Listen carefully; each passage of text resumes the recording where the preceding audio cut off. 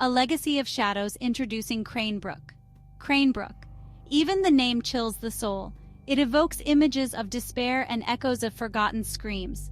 Hidden deep in the woods, it looms, a monument to madness and suffering. Its walls have witnessed countless tales of sorrow. Built in 1888, Cranbrook Mental Asylum was once a place of hope, a sanctuary for those lost in the labyrinth of their minds, a refuge for the mentally ill.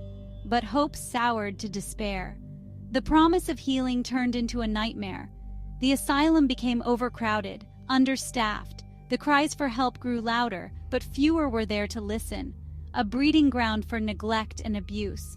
The walls absorbed the anguish of countless souls. Stories of unspeakable experiments leaked out, dark tales of inhumane treatments and cruel practices, whispers of patients driven mad by their treatments. The very methods meant to heal instead broke them further. By the 1970s, Cranbrook was beyond saving. The decay was not just physical, but deeply rooted in its history. Shut down and left to rot. The doors were locked, but the memories remained trapped inside. The patients were gone, but their pain lingered, infusing the very walls, the air thick with the weight of their suffering.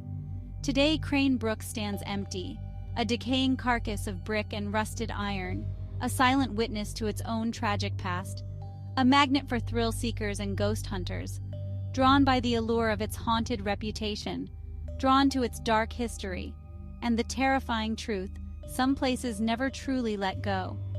The spirits of Cranbrook still whisper, their stories waiting to be told. Whispers in the walls, Patient Zero and the asylum's first scream. Every haunted place has a beginning, a moment where darkness takes root. For Cranbrook, it was the arrival of Elias Thorne, a man consumed by an unseen terror. His screams echoed through the asylum. They say he saw things others couldn't, felt the touch of unseen hands. Thorne's cries were just the start. His presence seemed to awaken something dark within Cranbrook, a creeping dread that infected the very air. Other patients began to exhibit similar symptoms, their sanity unraveling thread by thread. Was it Thorne's madness spreading, or did his torment awaken something ancient and evil? Iron and despair. The doctor who became a patient. This is a tale of transformation, of a man who crossed the boundaries of his own understanding. Dr. Henry Blackwood was different. A man of science, he scoffed at tales of hauntings. He was a skeptic, a rationalist, someone who believed that every phenomenon had a logical explanation. He believed in logic, in reason.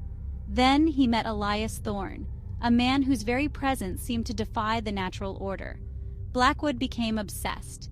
Determined to understand Thorne's delusions, he spent countless hours studying his case, convinced that he could find a scientific explanation for Thorne's experiences. He documented every episode, every hallucination, every scream. His journal became a testament to his relentless pursuit of the truth. But the more Blackwood delved into Thorne's madness, the more his own grip on reality slipped. The lines between his patient's delusions and his own perceptions began to blur. His journal entries became erratic, filled with strange drawings, ramblings about unseen forces. It was as if the very act of documenting Thorne's madness was pulling him into the same abyss. Then Blackwood vanished. Days later, he was found. His colleagues were shocked, unable to comprehend what had happened to the once rational doctor. Cowering in Thorne's old room, muttering to himself. His mind seemed to have shattered, leaving him a shell of his former self, claiming to see the same horrors that had consumed his patient. He spoke of shadows that moved on their own, of whispers that echoed in the silence. Blackwood became a resident of the asylum he swore to heal. The healer had become the afflicted, trapped in the very place he once sought to understand. A chilling reminder that in Cranbrook, the line between doctor and patient was razor thin. The boundaries of sanity and madness, of healer and afflicted, were not as clear-cut as they seemed. The unseen gaze staff encounters with the unknown. Cranbrook's horrors weren't confined to the patients.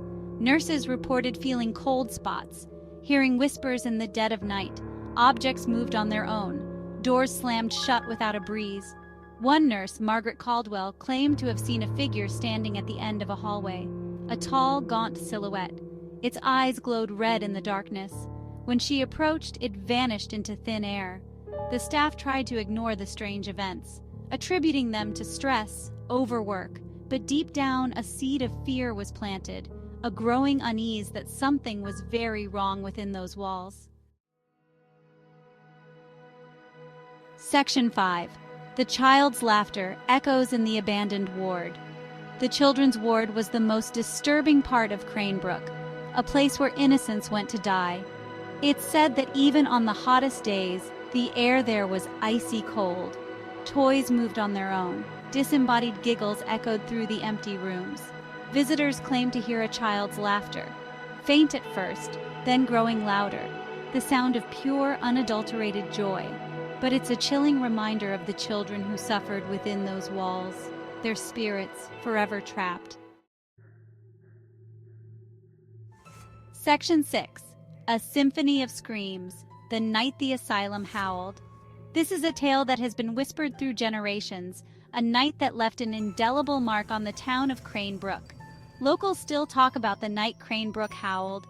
It's a story that sends shivers down the spine of anyone who hears it.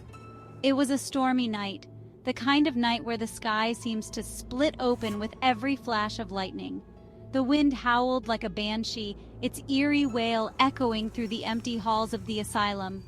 And then the screams began. Piercing, blood-curdling screams that seemed to come from everywhere and nowhere all at once. Not just one or two, but dozens.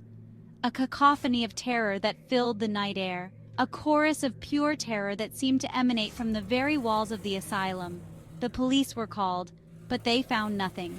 No signs of struggle, no evidence of foul play. The screams stopped as abruptly as they started. An eerie silence fell over the asylum, as if the building itself was holding its breath. Some dismissed it as a prank, a cruel joke played by some mischievous souls. Others whispered of a mass hysteria that gripped the patients, a collective madness that took hold of their minds.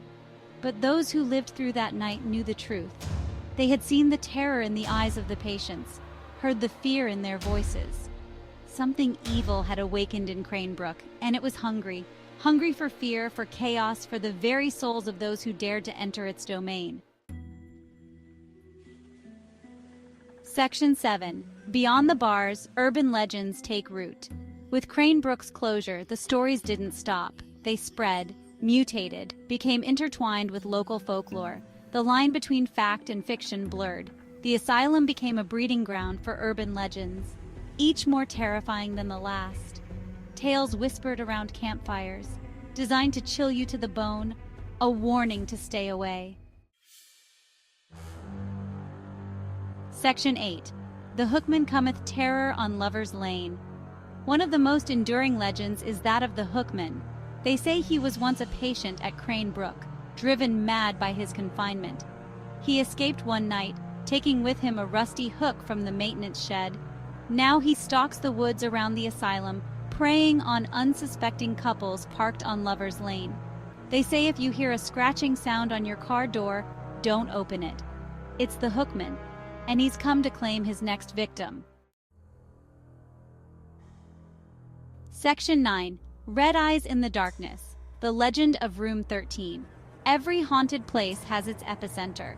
For Cranbrook, it's Room 13, located on the asylum's most haunted floor. It's said to be a vortex of paranormal activity. Those brave enough to venture inside describe a feeling of overwhelming dread. The air grows heavy, whispers hiss through the walls, and then there are the eyes, two glowing red orbs that appear in the darkness, watching, waiting. Some say they belong to Elias Thorne, his tormented soul forever trapped within those walls. Section 10. The Enduring Grip of Terror. Why Cranbrook still haunts us. Why are we drawn to these stories? Why do places like Cranbrook continue to fascinate and terrify us? Perhaps it's the thrill of the unknown, the idea that there are forces beyond our understanding. Or maybe it's a need to confront our fears, to test the boundaries of our own sanity. Whatever the reason, one thing is certain. The stories of Cranbrook endure, a chilling reminder that some wounds run deeper than time. Section 11. Cranbrook's Legacy: Inspiration for Terror. Cranbrook has become more than just an abandoned asylum. It's a symbol, a canvas for our collective fears. Its image has graced countless books, movies, and nightmares, inspiring a generation of horror fans. Its legacy is a testament to the power of storytelling and the enduring allure of the unknown. Cranbrook may be gone, but its stories will continue to haunt us, a chilling reminder that some places never truly die. They simply wait in the shadows for their next victim. If you enjoyed this journey into the unknown, make sure to subscribe to our channel for more spine-chilling stories. Stay curious, stay haunted.